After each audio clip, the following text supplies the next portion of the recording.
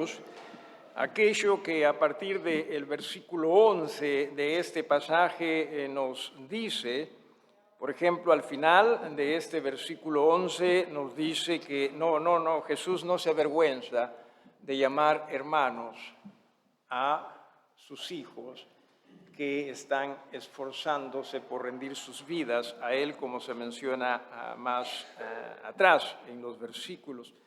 Qué hermoso es también escuchar a Jesús, que es cierto, como no se avergüenza en llamar hermanos a sus hijos, a su iglesia, dice que Él va a estar con sus hermanos anunciando el nombre de Dios. Qué maravilloso es ese nuestro Señor. Si hay algo, insisto, que Jesús, si viniese Jesús en estos momentos y estuviese delante de nosotros, lo que Jesús haría es hablarle del nombre de Dios. Eso es lo que haría Jesús y eso es lo que nosotros como iglesias necesitamos hacer. Hablar de Dios, porque si hay algo que en realidad cada uno de nosotros, este mundo necesita, es de Dios. Y lo vamos a ver más tarde, ciertamente, ¿sí? Es Dios. Y no solo ellos, sino que también, mire usted lo que nos dice, que este Jesús dice, en medio de la congregación, dice la segunda parte del versículo 12, te alabaré. O sea, Jesús va a alabar. Jesús con su iglesia, si es que Jesús estuviese con nosotros en una manera física, Jesús va a cantar, Jesús va a alabar al Padre. ¿Por qué razón? Porque el Padre se lo merece. Y ojalá que nosotros, cada uno de nosotros también tuviésemos esa convicción, mucho más como iglesia, que como iglesia ciertamente nosotros entendamos, todo es acerca de Dios.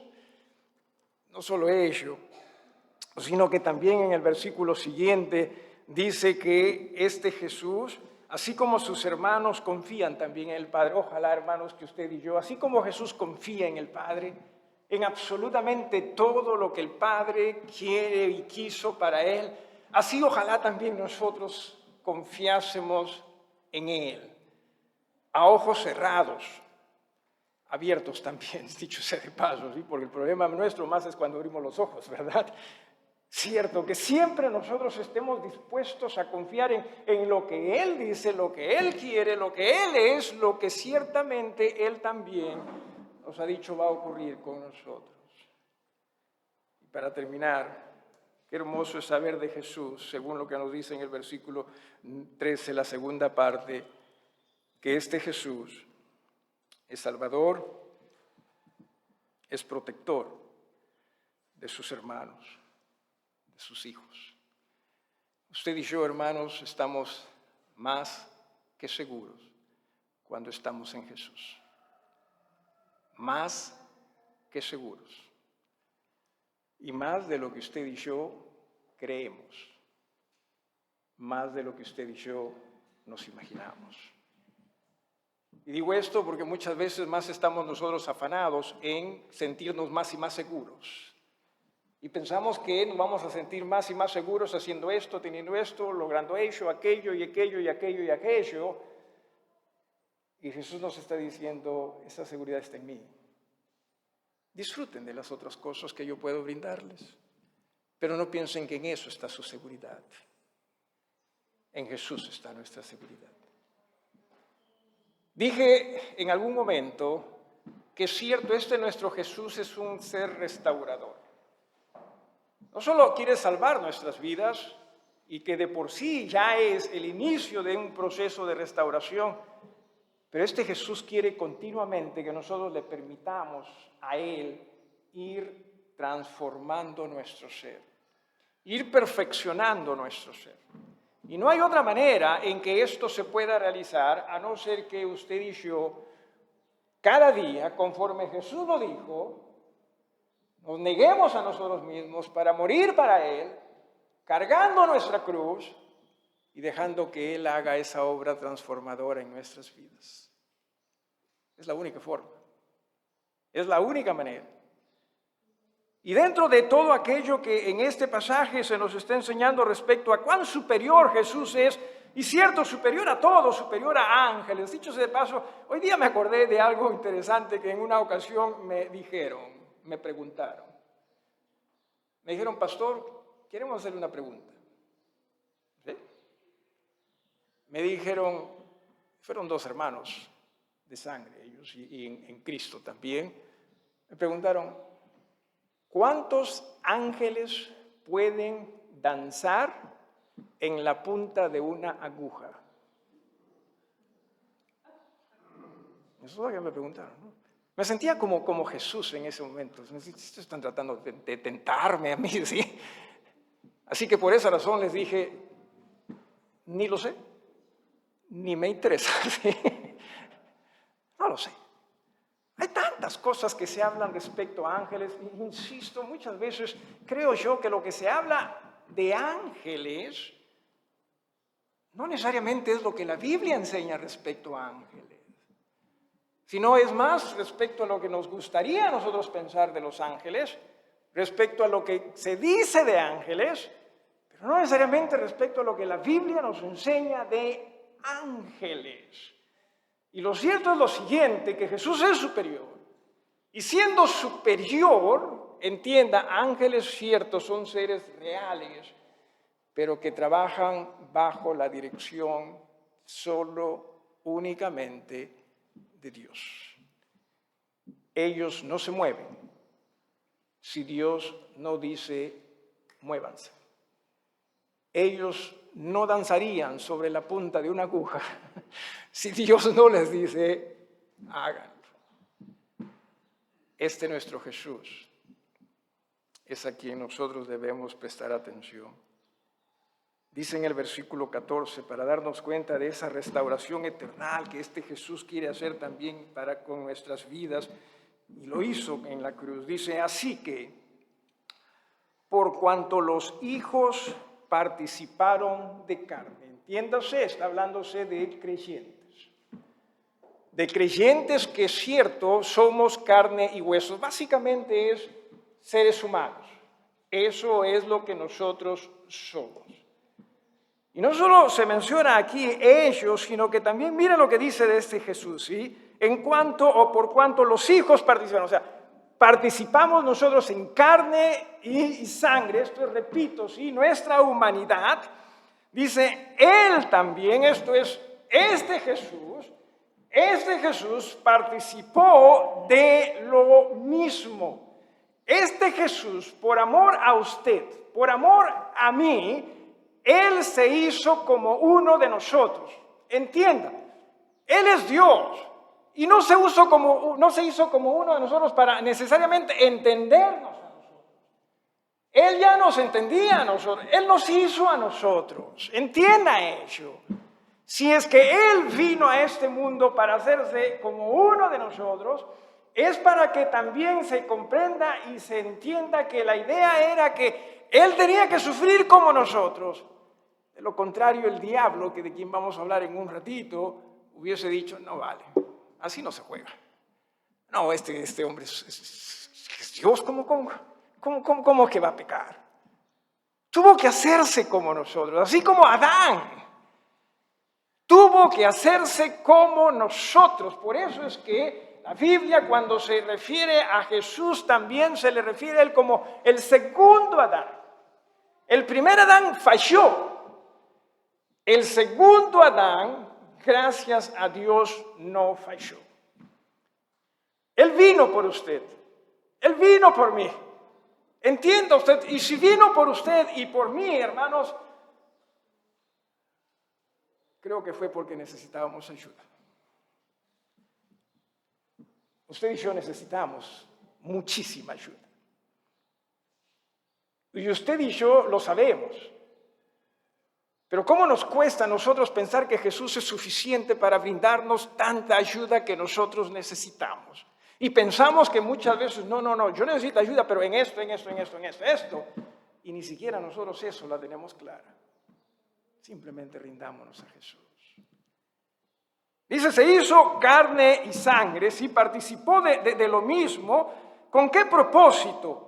Con el propósito de destruir por medio de la muerte al que tenía el imperio de la muerte, esto es, al diablo. Si hay algo que nosotros adquirimos en Adán, es esa naturaleza pecaminosa, y las consecuencias del pecado, dentro de ello la muerte. Usted y yo no podemos vencer a la muerte. Por más que nosotros quisiéramos, nosotros no podemos vencer a la muerte. ¿Por qué razón? Porque eso está bajo el dominio de Satanás. Y no existía forma en que nosotros pudiésemos vencer ello. Pero Jesús con su muerte, ¿se da usted cuenta cuán importante es la muerte, pero a la vez también la resurrección?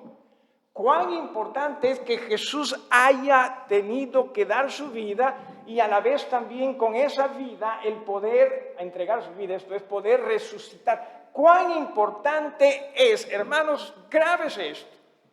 Cuán importante es que usted y yo muramos para Cristo continuamente con el propósito de que Él también día a día nos vaya transformando, vaya haciendo de nosotros personas con mayor vida y vida espiritual. Pero a nosotros nos cuesta el morir. Pensamos que no, que más bien nosotros deberíamos, sí, en todo aspecto, ser más como nosotros queremos ser, como nosotros somos. Porque eso va a demostrar que nosotros en verdad estamos siendo cambiados. Y ojalá que usted entienda, es solo la muerte lo que va a hacer de nosotros algo distinto. Y Jesús lo dijo, repito, cada día. Y eso es lo que hizo Jesús. Algo que me parece importante también e interesante mencionar es el hecho de que en Romanos, y vamos a ir a Romanos capítulo número 5, un versículo bastante conocido, quizás alguno de ustedes lo sepa de memoria, pero para no hacerlos quedar mal, no voy a pedir que lo diga de memoria. Vamos a leerlo mejor, ¿sí? Romanos capítulo número 5, mire lo que se menciona en el versículo número 12. Dice, por tanto, como el pecado entró en el mundo por un hombre, estamos hablando de Adán, ¿sí? Y por el pecado, dice, vino también la muerte. O sea, nosotros no fuimos creados para morir. Entienda eso, ¿sí? Pero lamentablemente con el pecado las cosas en nosotros los seres humanos cambió. Nosotros muchas veces pensamos que no, como ya soy hijo de Dios, segurito que ya estoy como Adán lo fue en el Edén. No, esto cambió. Cambió definitivamente y en todo aspecto de nuestras vidas hemos hablado de cuánto nosotros perdimos producto del pecado. Y en razón a ello dice la muerte. Y menciona también la segunda o la última parte de este versículo número 12. Así la muerte pasó a todos los hombres por cuanto todos pecaron. Todos somos pecadores. A mí me costó honestamente aceptar esto. Me costó aceptar porque yo decía, pero ¿por qué razón tengo que pagar los platos rotos de otros? Si fue Adán el que pecó, ¿por qué simplemente a él no lo mandaron al infierno, ¿no? Y yo estaría tranquilo. ¿Por qué? Hasta que después me di cuenta de ello. Vamos a hablarlo de eso en un ratito. No se me duerma. ¿Sí? Vamos a hablar de ello en un ratito. Pero nos guste o no, lo creamos por último justo o no, recuerde, Dios siempre es justo, la muerte pasó a todo ser humano. En absoluto, todo dejó de ser como lo era. Y Jesús vino a rescatarnos. Entiéndase que como seres naturales usted y yo sí pertenecemos al infierno. Punto. Usted dirá, no, pero yo no soy tan mala gente. Eso también yo pensaba de mí mismo, ¿sí? No, pero yo trato de hacer buenas cosas. Bastante sencillo el razonamiento, ¿sí? El palto, ¿qué es lo que produce? Paltas. Naranjo, naranjas. El pecador, pecado. Esas son nuestras obras. Pecado. Eso es lo que nosotros somos. Pero Jesús vino, repito, por usted, ¿sí? No piense que vino por usted con el sentido de, ay, me muero por conocerlo, ¿sí? Ay, porque he escuchado cosas tan buenas de él, ¿sí? He escuchado cosas tan maravillosas de él o de ella también, ¿no? ¡Ay, cómo me muero por verlo! No, no, no. Si lo hizo es simplemente por esa su bondad, esa su misericordia, porque él estaba bien donde estaba, ¿sí? Pero lo hizo por amor a usted, por amor a mí en el Padre. Eso es lo que hizo ese nuestro Jesús. Cierto, usted dirá, bueno, si es que él ya venció la muerte, ¿sí? ¿Por qué razón, regresando a Hebreos, ¿sí? Hebreos en el capítulo número 2, ¿por qué razón entonces es que nosotros seguimos en este cuerpo de muerte? Porque eso es lo que somos. Seguimos siendo un cuerpo de muerte. Por más que usted diga, no, no, pero pastor, quizás usted está hablando porque ya es mayor, ya le falta poco, ya usted, ¿sí? No importa. Sigue siendo cuerpo de muerte, ¿sí? Así usted se hace muy joven, por eso es que entiéndanse, ¿sí? Hay personas que fallecen a edad temprana, a edad media, a edad adulta, a edad anciana, hay de todo, pero eso es lo que nosotros somos. Por más que nos convirtamos al Señor, ¿verdad? Pero ¿cuál es la convicción nuestra? Repito, la convicción nuestra está en que así como Jesús resucitó, nosotros sabemos que también en su momento vamos a resucitar. Esa es nuestra fe, esa es nuestra esperanza. Pero nosotros tenemos que esperar. Eso es, Jesús venció sobre la muerte y cierto, la resurrección es prueba de ello, pero todavía el premio se le va a dar más adelante. Vamos a ir también nosotros a Primera de Corintios. Primera de Corintios en el capítulo 15, si pudiese ayudar, por favor, a aquellas personas que necesitan ayuda, sin duda que va a ser usted de gran bendición. Primera de Corintios en el capítulo número 15, repito, Primera de Corintios capítulo 15, en el versículo número 51, o a partir del versículo número 51, mire lo que nos dice las Escrituras. Repito, Primera de Corintios 15. He aquí os digo un misterio. No todos dormiremos, pero todos seremos transformados. Recuerde Pablo escribiéndole a esta iglesia en Corinto. En un momento, en un abrir y cerrar de ojos a la final trompeta, porque se tocará la trompeta y los muertos, dice, serán resucitados. ¿Pero qué muertos van a ser resucitados? Aquellos que mueren con Cristo. Entienda usted eso. Aquellos que en Cristo han reconocido mientras en vida, sí Señor, yo reconozco que soy pecador. Y que no solo merezco la muerte física, sino también la muerte eterna. Pero para eso tú viniste con el propósito de darme a mí vida y vida eterna. Por lo tanto, te pido me perdones de mis pecados y acepto a Jesús como el Salvador. A ellos a los que se refiere cuando menciona aquí, los muertos serán resucitados incorruptibles, distinto a como somos nosotros, y nosotros seremos transformados porque es necesario que esto corruptible se vista de incorrupción y esto mortal se vista de inmortalidad. Y cuando esto corruptible se haya vestido de incorrupción y esto mortal se haya vestido de inmortalidad, entonces se cumplirá la palabra que está escrita: sorbida es la muerte en victoria. ¿Dónde está, oh muerte, tu aguijón? ¿Dónde, oh sepulcro, tu victoria? Ya que el aguijón de la muerte es el pecado y el poder del pecado la ley. Mas gracias sean dadas a Dios que nos da la victoria por medio de nuestro Señor Jesucristo. Así que, hermanos míos, amados, estad firmes y constantes, creciendo en la obra del Señor siempre, sabiendo que vuestro trabajo en el Señor no es en vano. Esa es la obra de Jesús. Esa es la obra de Jesús en nosotros, sus iglesias. No es en vano. No es en vano. Solo es en vano cuando nosotros hacemos las cosas a nuestra manera. Solo allí es en vano. Pero cuando nosotros nos rendimos a ese Jesús, nunca van a ser en vano. Porque ese nuestro Jesús, ciertamente, hace las cosas con poder, con amor. Así que, cierto, nosotros todavía vamos a esperar o tener que esperar a que todo esto se haga una realidad. No que todavía se deba dudar, no, si Jesús dice que Él vino y su resurrección es la prueba de que sí, lo que Él dice es correcto, es honesto, es sincero, entonces no tenemos que dudar. Esa esperanza debe ser segura, y dicho sea de paso, eso es lo que significa la palabra esperanza. La palabra esperanza es, esto es seguro.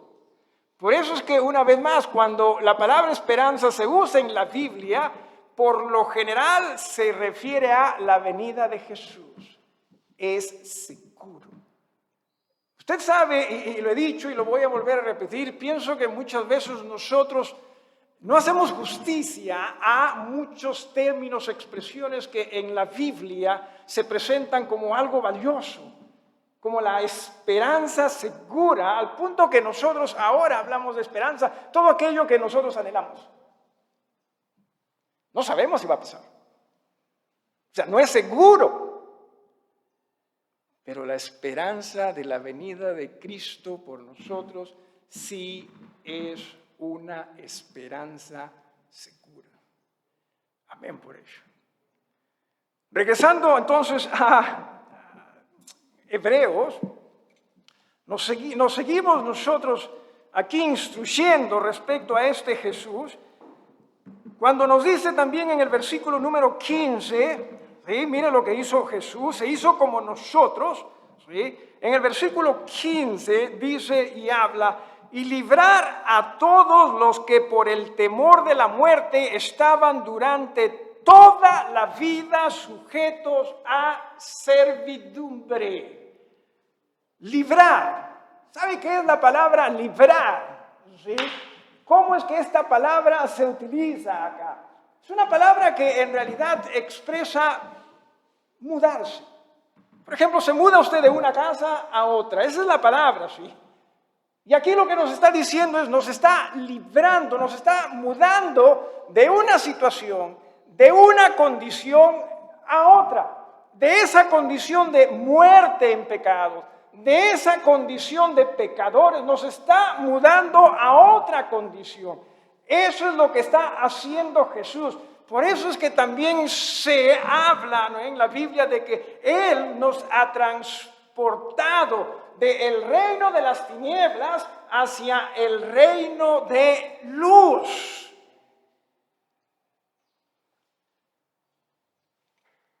Y dice, y librar a todos los que por el temor de la muerte, que ahí estuvimos, todos,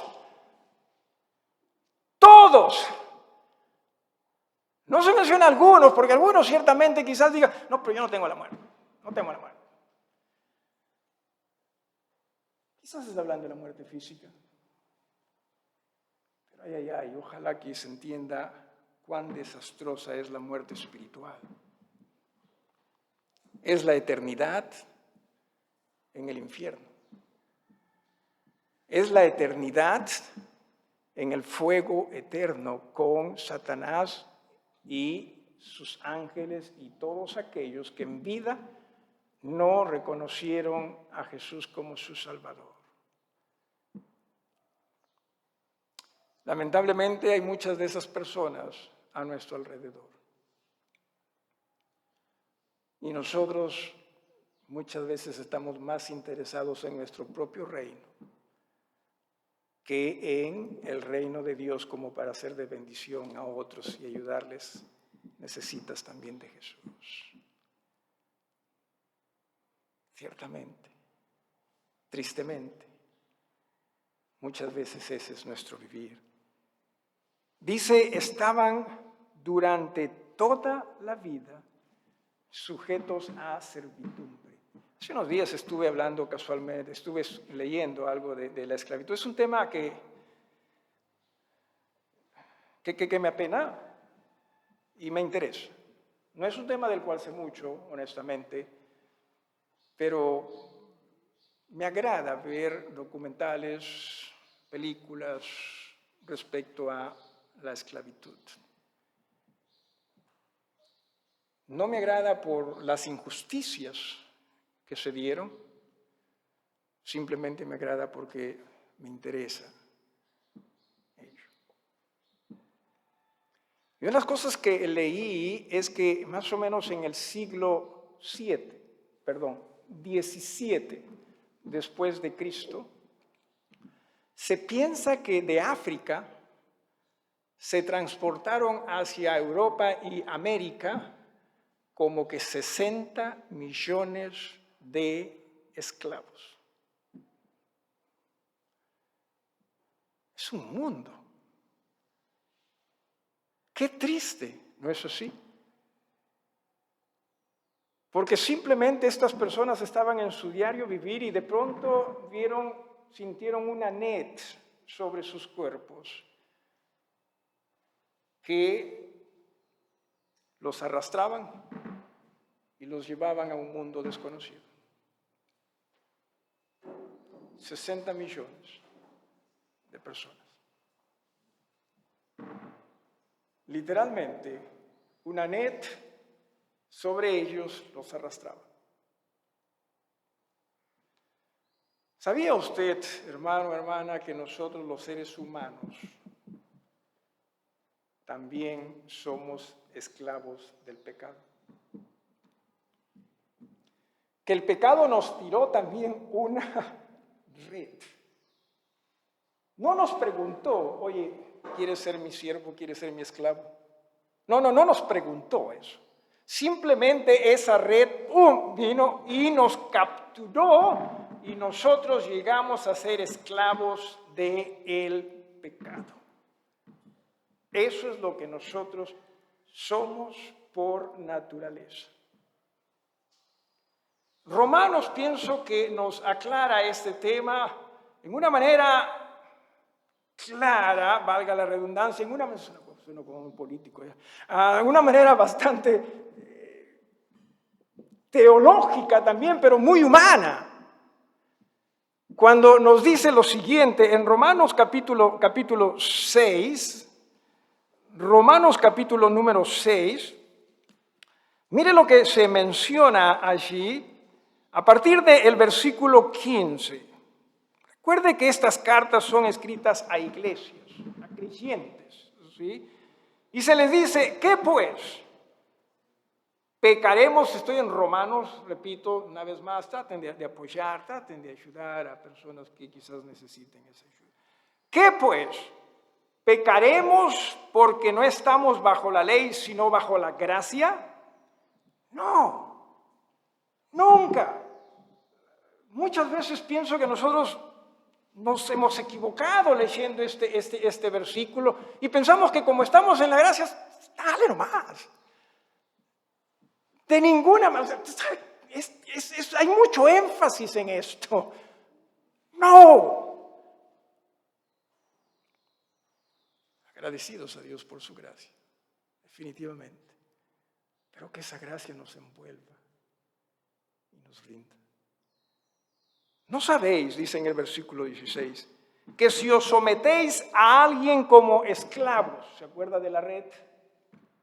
¿Sí? Para obedecerle, sois esclavos de aquel a quien obedecéis, sea del pecado para muerte o sea de la obediencia para justicia. Pero gracias a Dios, que aunque erais esclavos del pecado, entienda usted, ¿sí? Como seres naturales, nosotros somos esclavos del pecado. No existe persona que piense que es libre para hacer lo que desee. No lo hay.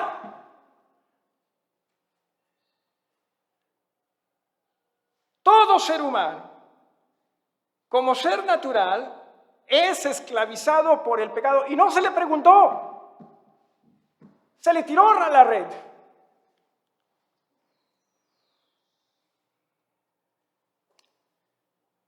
Y nos esclavizó. Pero gracias a Dios, dice en el versículo 17, que aunque erais esclavos del pecado, habéis obedecido de corazón a aquella forma de doctrina a la cual fuisteis entregados. Y mira lo que se menciona acá. Y libertados del pecado vinisteis a hacer ¿qué cosa? Esclavos de la justicia. O sea, no se trata de nosotros pensar, muy bien, era esclavo. Jesús me liberó de acá, entonces ya yo puedo hacer lo que yo quiero. No, te liberó con el propósito de que tú seas parte de su reino. Un reino tiene un rey y ese rey es sobre todos sus súbditos. ¿Qué cree usted que pasa cuando nosotros nos apartamos de Jesús?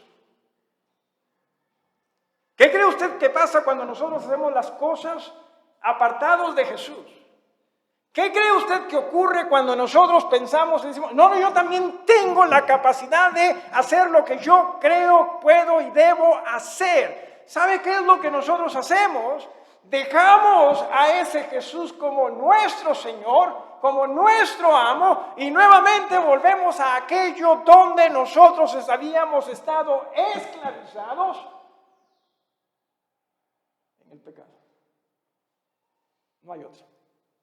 A veces pensamos que sí, porque la Biblia tanto nos habla de ser libertados, y claro que nos liberó de una esclavitud que nos cogió a nosotros, entienda usted, por la fuerza.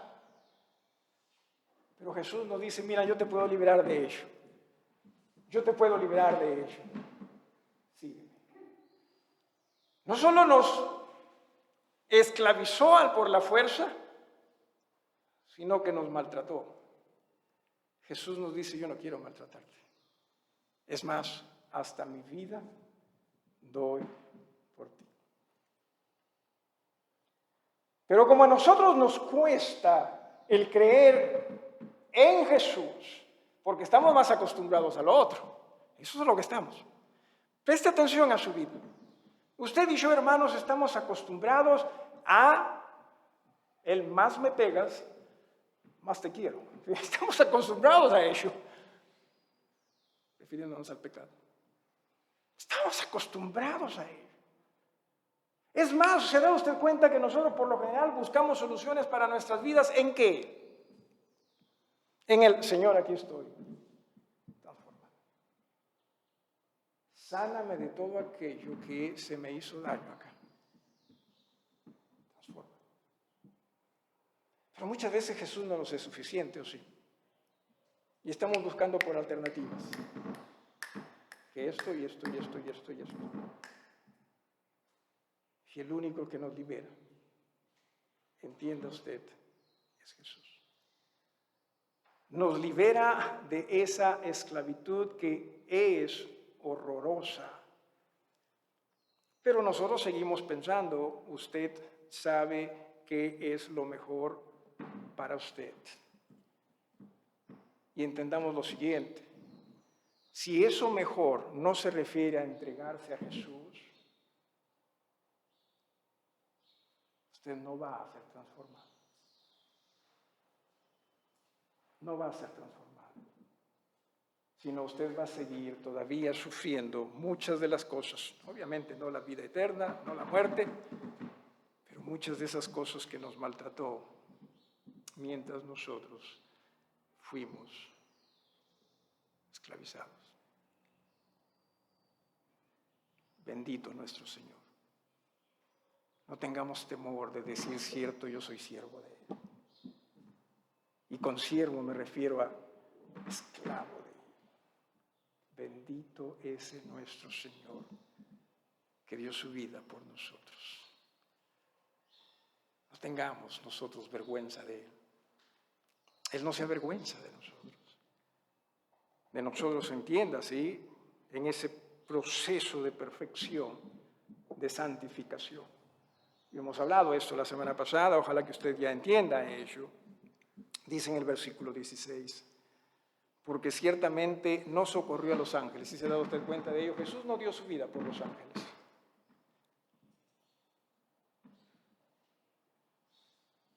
¡Wow! No dio su vida por ellos. Por usted sí. Así que no pensemos de ángeles como que... Pensemos en Jesús. Qué grande es Jesús.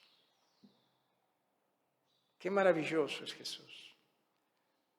Cuánta es su obra por nosotros. Ni siquiera por los ángeles, a quienes muchos de nosotros quizás los tengamos en gran estima, ¿verdad?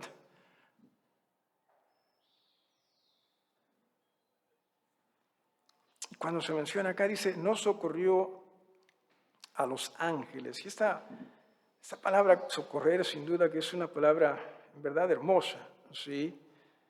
Que tiene que ver con el auxiliar a alguien, el ayudar a alguien y en una manera muy voluntaria, ¿sí? Sino que dice, socorrió a la descendencia de Abraham. Antes de hablar de Abraham, descendencia. ¿Sabía usted que la palabra descendencia es semen?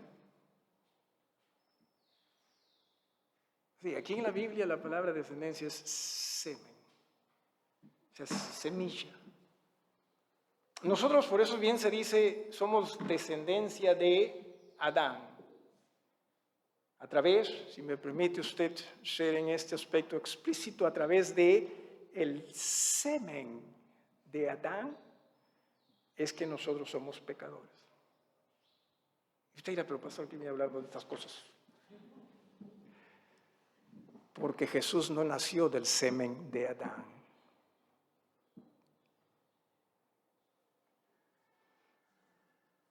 Jesús nació del Espíritu Santo.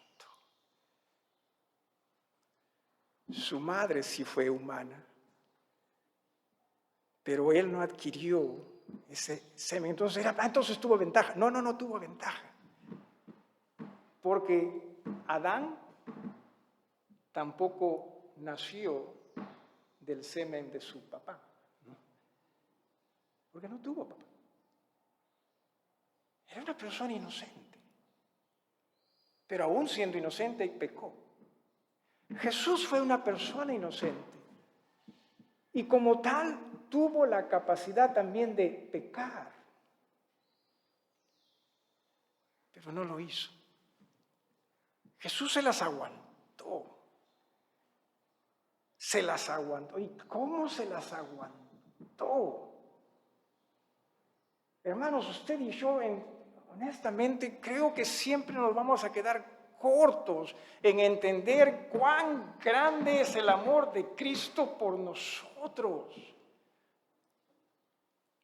Y como nos quedamos cortos, encima lo malinterpretamos, lo malutilizamos, porque pensamos, como Él me ama, entonces yo puedo hacer lo que a mí me gusta.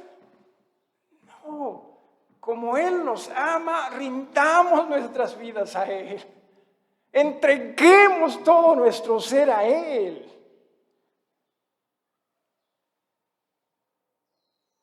Ciertamente Él no pecó, se las aguantó. Y se las aguantó, entienda usted, aún sabiendo, sí, cómo usted y yo éramos.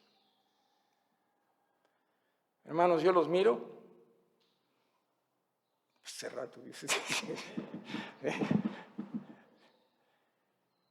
Me miro al espejo. Hace rato, sí. Qué grande es el amor de Dios.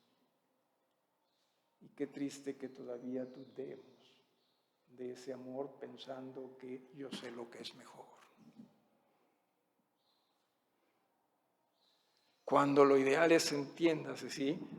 Que ciertamente Él dice esto, Señor, aquí estoy. Él dice esto, Señor, aquí estoy. Él dice esto otro, Señor, aquí estoy. Quizás no me guste. Quizás no me agrade. Quizás, qué sé yo, no va con lo que yo quiero. Pero entiende, Él te ama con el amor de Dios, el amor correcto. Tú y yo, por lo general, nos amamos con este amor corrompido o corrupto que nosotros hemos adquirido en esta nuestra esclavitud anterior. Y no confíes en tu amor, sino más bien confiemos en el amor de Dios. Por eso es que Jesús nos dice simplemente: ten. Hay algo que creo yo, muchas veces nosotros definitivamente mal utilizamos. Por ejemplo, hablamos del amor y estamos nosotros enamorados de la palabra amor. Y no nos damos cuenta que amor es Jesús. O sea, mientras usted, hermanos, no se entreguen a Jesús, mientras no nos entreguemos a Jesús, por más que hablemos de amor, posiblemente ese amor va a ser más como el de nuestra esclavitud. Nos agrada, por ejemplo, también hablar a nosotros, qué sé yo, de bendiciones. Nos agrada, nos encanta, nos hemos enamorado de esa palabra. Y amén a Dios por las bendiciones, dicho sea de paso. Pero no nos damos cuenta que bendición es Jesús. Todo es Jesús. Nos apasiona la palabra sabiduría. Y nos hemos enamorado de la palabra sabiduría, pero no nos damos cuenta que sabiduría es Jesús.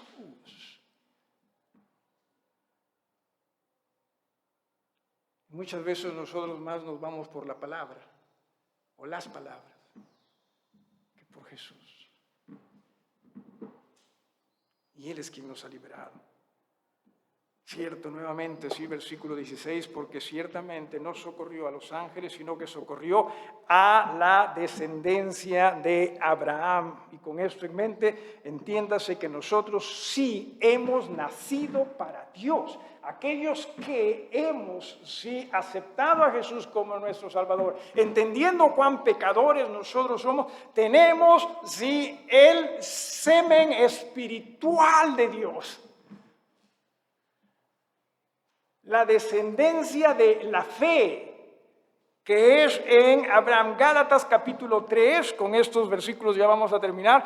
Gálatas capítulo número 3, ¿sí? Gálatas capítulo, insisto, número 3, nos dice también algo maravilloso respecto a este Abraham. Gálatas capítulo 3, a partir del versículo 15 al 18, en primera instancia, nos dice lo siguiente: ahora bien, a Abraham fueron hechas las promesas y a su simiente. No dice a las simientes, ¿sí? No, su simiente singular. ¿Por qué razón esto es importante? Porque dice como si hablase de muchos, o sea, no dice y a las simientes como si hablase de muchos, sino como de uno y a tu simiente, la cual es Cristo. Si usted no está en Cristo, por más que usted se piense buena gente, por más que usted se piense persona muy dadivosa, por más que usted haga esto y aquello, usted en realidad entienda, no es simiente de Abraham. Que mis padres son creyentes, no importa. Que voy a la iglesia, no importa. Es solo si nosotros somos simientes de Abraham en Jesús. Y continúa diciendo, ¿sí? El versículo 17, esto pues digo, el pacto previamente ratificado por Dios para con Cristo, la ley que vino 430 años después no lo abroga para invalidar la promesa. O sea, el Antiguo Testamento no es sobre la promesa que se le hizo a Abraham. Versículo 18, porque si la herencia es por la ley, ya no es entonces por la promesa, Abraham, pero Dios la concedió a Abraham mediante la promesa. Nosotros seguimos pensando que la ley fue el pacto de Dios para con todo el mundo. No, fue el pacto de Dios para con el pueblo de Israel. Que los principios divinos están allí, amén. Pero la promesa es con Abraham. Y pasamos a los versículos 23 hasta el 29 de este mismo pasaje. Dice, pero antes que viniese la fe, hablando de Jesús, estábamos confinados bajo la ley, encerrados para aquella fe que iba a ser revelada. De manera que la ley ha sido nuestro ayo. ¿Qué es el ayo? El masculino de allá. No. Ayo en realidad era un servidor en una casa, cuya labor era administrar parte de los bienes y a la vez también cerciorarse de que los hijos vayan a la escuela. Él no era el maestro, él llevaba al niño hacia su maestro, hacia su rabí. Eso fue la ley. Entienda, ¿sí? La ley no fue lo que muchas veces se piensa, sino que más bien dice acá, repito, ¿sí?, en el versículo 24, de manera que la ley ha sido nuestro ayo para llevarnos a Cristo. O sea, la idea es que el pueblo judío entienda que la ley encaminaba todo hacia Jesús. Hermanos, entendamos lo siguiente: todo en el cristianismo debe a nosotros apuntarnos a Jesús. En absoluto, a fin de que fuésemos justificados por la fe, dice en el versículo 24. Pero venida la fe, ya no estamos bajo ayo, pues todos sois hijos de Dios por la fe en Cristo Jesús. Porque todos los que habéis sido bautizados en Cristo, de Cristo estáis revestidos.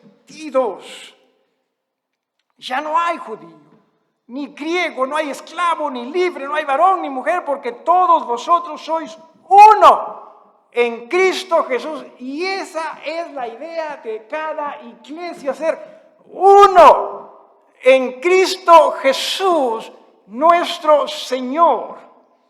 No es que yo pienso distinto, no es. Es ser uno en Él, en todo. No significa con esto que te tenga que gustar los mismos colores, las mismas comidas. No, pero nuestra manera de pensar debe estar direccionada solo por Jesús.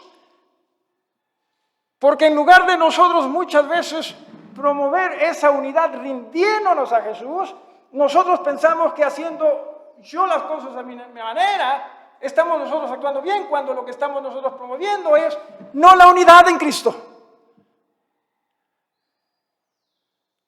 No lo es. Una vez más, enamorémonos de Jesús y solo de Jesús. Y si vosotros sois de Cristo, ciertamente linaje de Abraham sois y herederos según la promesa. Esa es la descendencia a la que se refiere en Hebreos. La descendencia de Abraham.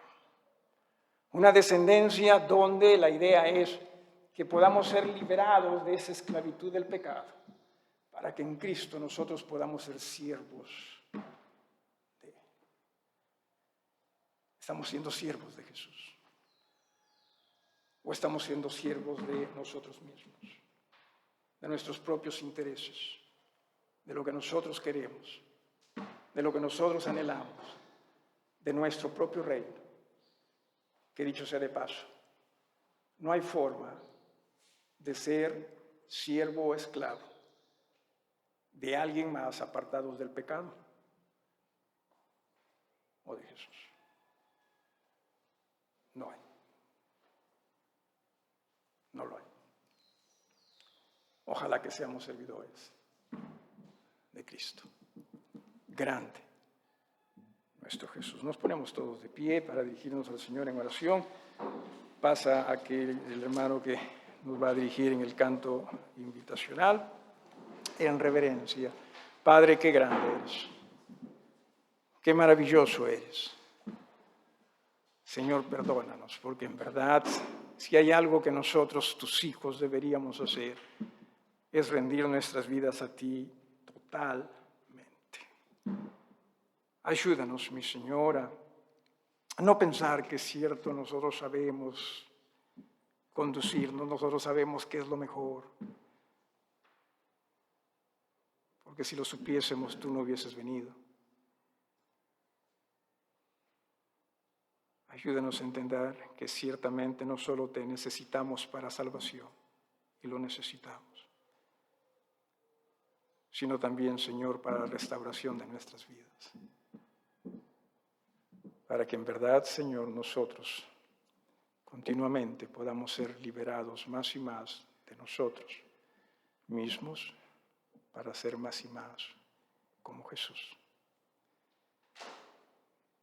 En Jesús te pedimos todo esto. Amén.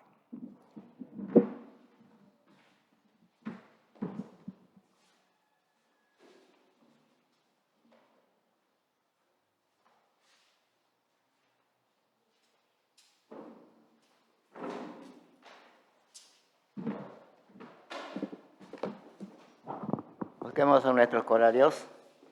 El himno 112 se encuentra en el centro del corario. Mi vida di por ti.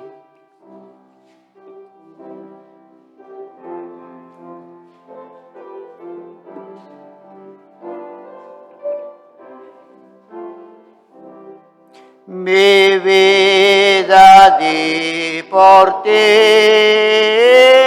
mi sangre derramé, por ti inmolado fui,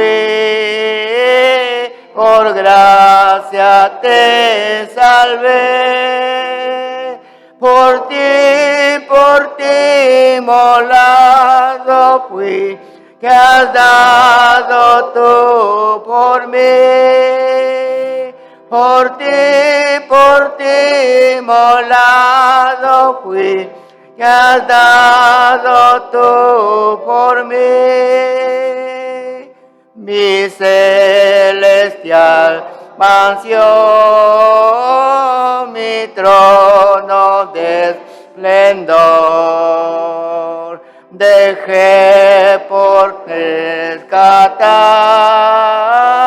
al mundo pecador. Si todo yo dejé por ti, ¿qué dejas tú por mí? Si todo yo dejé por ti, ¿qué dejas tú por mí?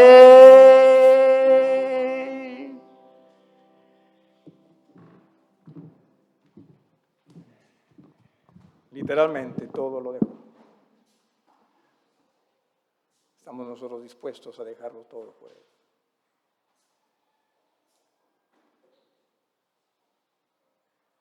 Ojalá que sí. Lo merece.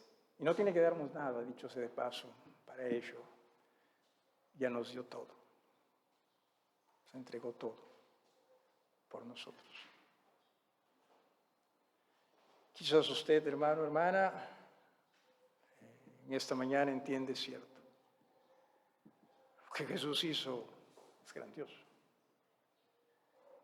Y por ello, aún siendo hijo tuyo, te pido me perdones.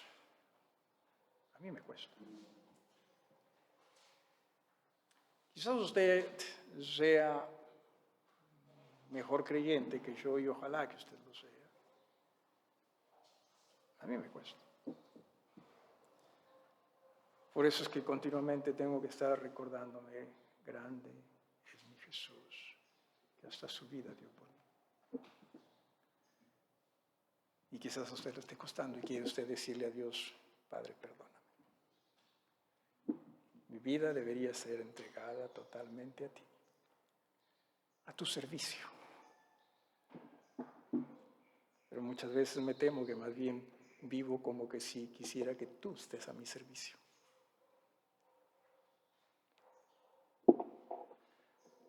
Leí hace poco algo respecto a las oraciones, que cuando uno está orando, ya eso ya está hecho, porque Dios nunca nos falla. Wow. Queremos más bien que Él esté a nuestro servicio, en lugar de nosotros ponernos a su servicio. Habrá alguien que quizás desee decirle a Dios, perdona. Habrá alguien que quizás desee decirle, Padre, perdona. ni por tus ángeles hiciste lo que tú hiciste por mí, y todavía tengo una vida caprichosa. Porque eso es lo que es nuestra vida, caprichosa. Busquemos en verdad a Dios. Qué grande es nuestro Dios. Y es un tema, entiéndase, ¿sí? Porque muchas veces nosotros somos los que pensamos, tenemos respuesta para esto, para eso, para eso. Es un tema de fe. Única, simplemente de fe. Si crees o no crees. Ojalá seamos personas de fe. De fe en Jesús. Hermano Eduardo, diríjanos y despídanos en esta oración.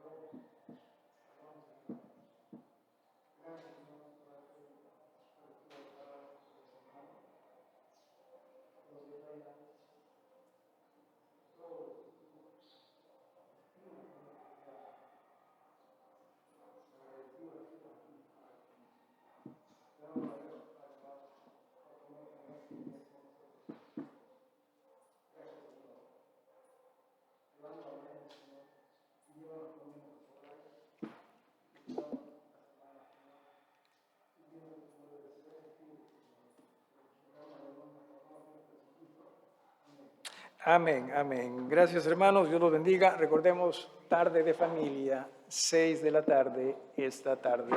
Comenzaremos con el estudio de los milagros.